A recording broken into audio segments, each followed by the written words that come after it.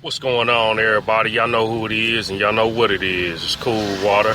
Coolwater101.com is hiphopdead.com, and the creator of Barroom Chats. I am presently listening and watching all of the stories that come out about the black child that was dragged by the silverback gorilla at the Cincinnati Zoo named Harambe, if I'm not mistaken.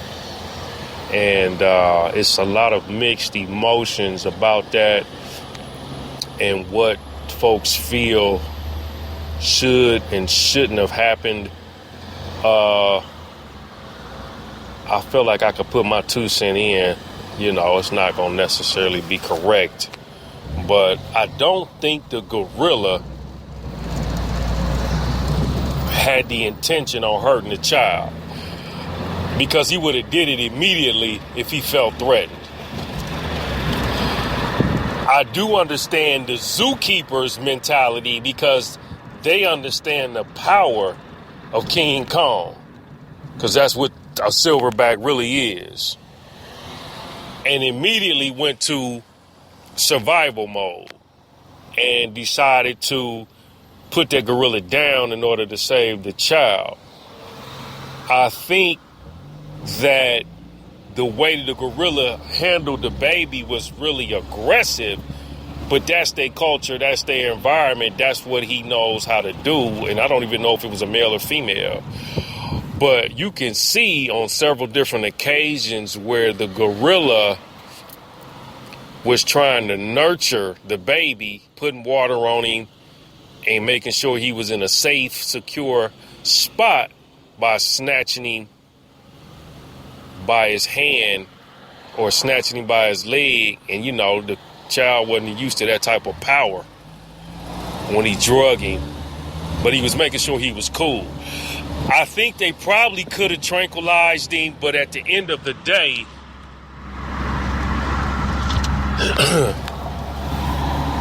killing the gorilla might have been the best alternative. Now, the real issue lies in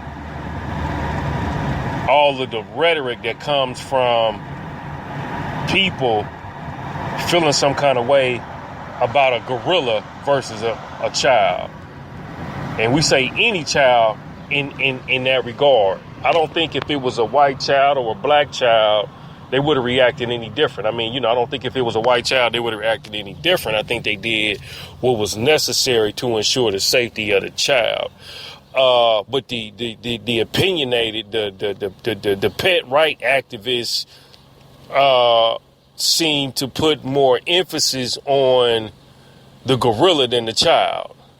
So, you know, you have to question, how is it? Now I'm going somewhere with it, and I'm gonna hit a couple of nerves, because most of the pet right activists is white people throwing a temper tantrum and being upset about a gorilla being killed. They feel like it could have been handled with a tranquilizer, which I don't disagree. I think it is, but the same energy and the same magnitude of aggression and being pissed off about the gorilla being killed is the same attitude, the same aggression that y'all ought to have about black folks getting shot and murdered out here in these streets. Because that was a little black boy.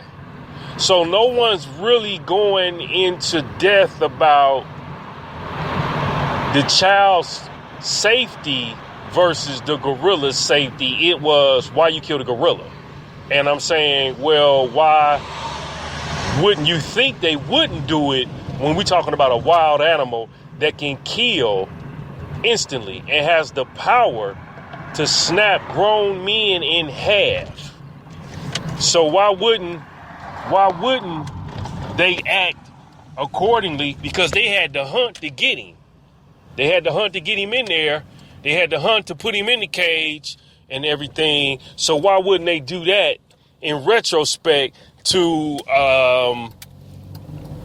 ensure the safety of the child? It only made sense that they would kill it, because ain't no compromising with a silverback gorilla when the people that's doing the catching is the oppressor anyway. It's just like being a slave. You know, the slave got one option: get free. And if he can't get free the way he want to, which is walk out the front door, then he got to take his freedom through some means of aggression. Well, the silverback gonna have that same aggressive behavior. Now, if that had been a grown male, white male that fell off in there, that gorilla would have killed him. Why do I say that? I say because the gorilla knows and sees and understands who his oppressor was, who done captured me and put me in this cage. You feel me? So I don't see the gorilla doing nothing but attacking. A child? Nah. Cause he already know. He got enough instinct to know that the child is not a threat in the same manner as somebody that he sees with a gun and a tranquilizer. Like the gorilla's smart enough to know what's going on. He know who put him in that cage. You see what I'm saying? I think that if they would have shot the gorilla with a tranquilizer that would have took anywhere from a minute to 2 minutes to activate, he would have been docile enough for them to run in there and grab the baby, and they could have still saved the gorilla. I think that's probably could have been thought out. But again, they did what was effective, and they knew to be the right thing, which is put the gorilla down to save the child. But again, I'm listening to all the people out here, man, death threats coming to the parents. And then, you have to ask, what was the parents doing that he was able to get that close to the cage, get that close to the railing and fall 15 feet, which was a hell of a fall, without anyone being taken into account. The parent, they got to be disciplined to some regards. But at the same time, I don't know if death threats is what you know what I'm saying? I don't know what type of charges you're going to pin on them in regards to, them being negligent when out watching their kids, man. This is a real touchy subject. And then it goes back again to race. See what I'm saying? Because now we're dealing with color.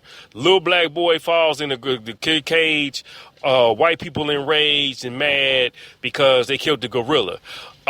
Nobody else is giving a damn beyond that. Little white boy falls in the cage with silverback gorilla, and everybody is concerned about the little white boy. Fuck that, shoot and kill the gorilla. But everybody would rather save the gorilla if it's a little black child. Now all these black men being shot and murdered in the street, ain't none of them same white folk, activists, and any other people out here throwing a temper tantrum, raising hell, and sending death threats to the police about shooting black males. You see, so you got to really examine it and look at it from the same angle, and look at all the stuff that's going on in the communities, look at all the stuff in the presidential elections. Even Donald Trump, first instinct said was to kill. You see what I'm saying? And to put the gorilla down. So I don't disagree with the decision. I think it might have been a better decision that could have been made. But when you're talking about a silverback with the strength of 100 men, it's just going to be hard to rationalize and try to interpret what's the best move. I think the Cincinnati Zoo acted accordingly. I wish they could have saved the silverback. But again, when you take out the factors,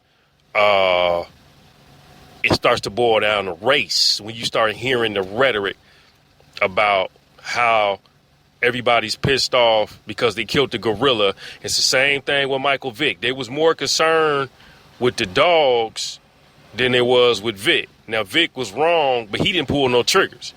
He was wrong for allowing them folks to fight them dogs, but at the same time, these folks went out their way, boycotting, petitions, and the whole nine to ensure Michael Vick didn't get on nobody's football team. He didn't get to play in their city. So when you have that type of mentality, that type of psychology, that type of attitude, that type of aggression, you understand what I'm saying? You begin to wonder, well, what's your real purpose for being on the planet? Because love, peace, and hair grease ain't in the picture. You see what I'm saying? So it's going to be interesting to see what happens if the parents get charged for some type of negligent behavior, if folks get irate now, and they actually try to go at the parents, because like I said, they getting death threats supposedly behind this, that people will actually have, be willing to say they're going to take somebody's life over a gorilla versus the human being, because they look at black people like apes and monkeys anyway. Like, his life ain't no more precious than the silverback gorilla. So, you know, we want to see what's up. And now we got Roots out. You know, I got to do one on Roots. I ain't seen the new copy yet, but Snoop Dogg made a very good point, you know what I'm saying, about boycotting Roots. I don't know if boycotting is the answer, but I mean, you know, you watch it, you learn from it, you take some game from it, and you move on. But you keep selling me the slave story. When y'all gonna show me something else? And I think Snoop is justified in his comments and his rhetoric about the whole subject matter. So let's see what this turns out to be in the silverback gorilla case versus the little black boy, and who wins out. Because in the world, in the real world, black males' lives ain't no more precious than a silverback gorilla, because they used to call us gorillas anyway. So we're going to see what it turns out to be, and we're going to see how this thing plays out, man. I'm Cool Water, man. I'm going to holler at y'all. Peace and stay blessed.